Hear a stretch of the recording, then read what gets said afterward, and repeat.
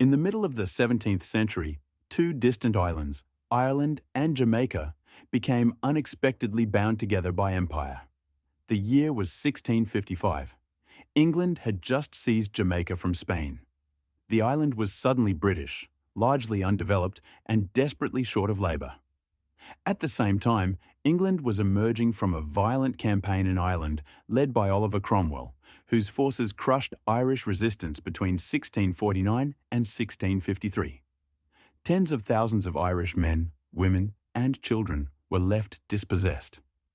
Many were imprisoned, many were transported, and many were sent across the Atlantic.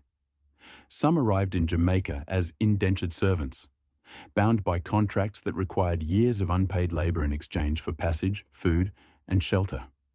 Others arrived as forced transports, prisoners of war, or political exiles. They did not come seeking opportunity.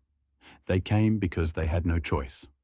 By the 1660s and 1670s, Irish labourers were clearing forests, building forts, digging roads, and working on Jamaica's earliest plantations. They lived in crude huts, survived on meagre rations, and endured tropical diseases their bodies had never encountered. Life expectancy was short. Punishments were harsh. Freedom was uncertain. Yet indentured servitude, however brutal, differed from racialized chattel slavery. Irish servants served for a fixed term, often 4 to 7 years. When contracts ended, some received small plots of land.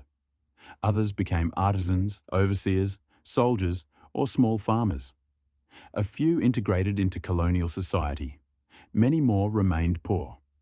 By the early 1700s, the plantation economy shifted decisively toward African slave labor. Enslaved Africans were enslaved for life. Their children were born enslaved. From the viewpoint of plantation owners, this system proved more profitable. Irish indentured labor gradually declined, but the Irish presence did not disappear. Irish surnames such as O'Brien, Murphy, Sullivan, Collins, and Kelly became embedded in Jamaican society. Irish speech patterns influenced colonial English, blending with African languages and rhythms to help shape what would eventually become Jamaican Creole. Some scholars trace elements of Jamaican musical phrasing and fiddle traditions to Irish folk music. Even certain patterns of resistance, secret gatherings, coded songs, and community storytelling reflect shared survival cultures born under colonial oppression. Over generations, Irish descendants intermarried with African, Indigenous, and other European populations, becoming part of Jamaica's complex multicultural fabric. Their story reminds us that colonial Jamaica was not built by a single people, but by many. Some enslaved, some bound, some displaced, all caught inside an expanding empire. And in the cadence of Jamaican speech, in family names, and in fragments of folk tradition, the echoes of Ireland still quietly remain.